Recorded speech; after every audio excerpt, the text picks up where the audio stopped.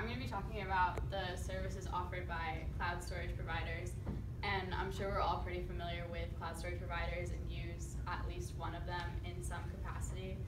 But some of the most popular ones would be Google Drive, Microsoft OneDrive, Dropbox, Amazon offers a cloud, and it's not transitioning, but should I click it? So these are some of the most popular ones. I think for us especially, a lot of us use Google Drive because of the sharing capabilities that I'll talk about a little bit later. They're very useful for group projects, and I think overall iCloud is also very popular because that's what Apple uses, and a lot of iPhone users will use that. So something that all of these providers have in common is that they all offer a limited amount of free storage. For example, Google Drive gives you 15 gigabytes for free, and then each has their own payment plan to purchase additional storage should you need it.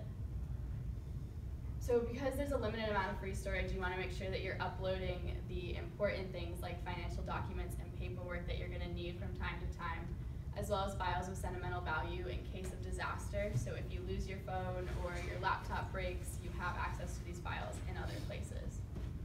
So the services offered by cloud storage providers are basically meant to connect all of your devices to each other so that the files you have on one device can be accessed online on any of your devices. And the providers do this by allowing you to synchronize your files. So when you create a folder on one of your devices, you can share the folder to however many devices you would like, and then wherever you access this folder and whichever files you put in are then available wherever that folder is available.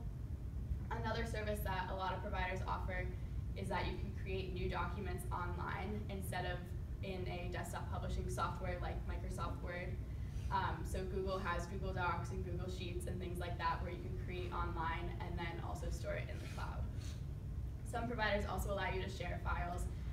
Like I said before, Google Drive is especially good for this, so that you can access these files on any of your devices, and anyone else that it's shared with can also access on any of their devices. Providers also allow you to back up your files. As I said before, financial documents and files with sentimental value are important to back up so that if something happens to one of your devices, those files are not entirely lost. Streaming music is another popular use of the cloud because music files tend to take up a lot of storage on our mobile devices especially. So when you store it in the cloud, it doesn't take up any memory, but you're still able to access it anywhere.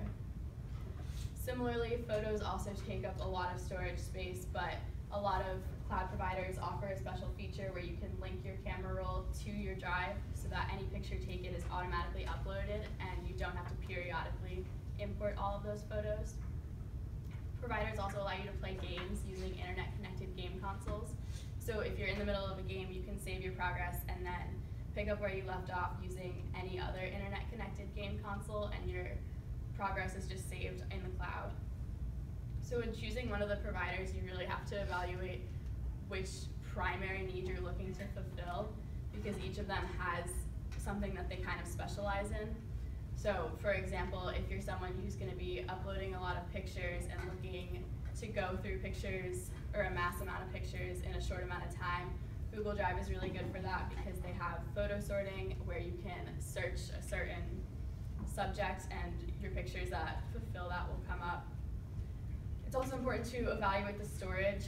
So as I mentioned before, they all offer a limited amount of free storage, so you want to look at that and take advantage of that, and also look at how expensive or inexpensive it will be to purchase additional storage.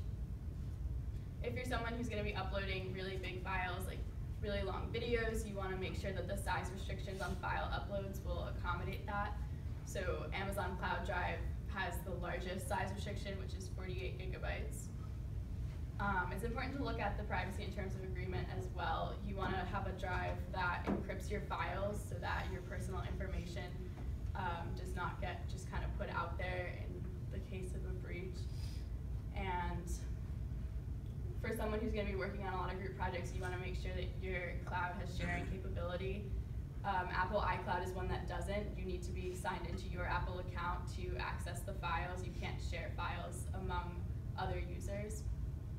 So in conclusion, cloud storage providers are basically there to make your files available in different places.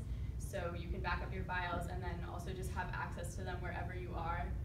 And with most, you can also give others access to the files. Any questions? recommendation.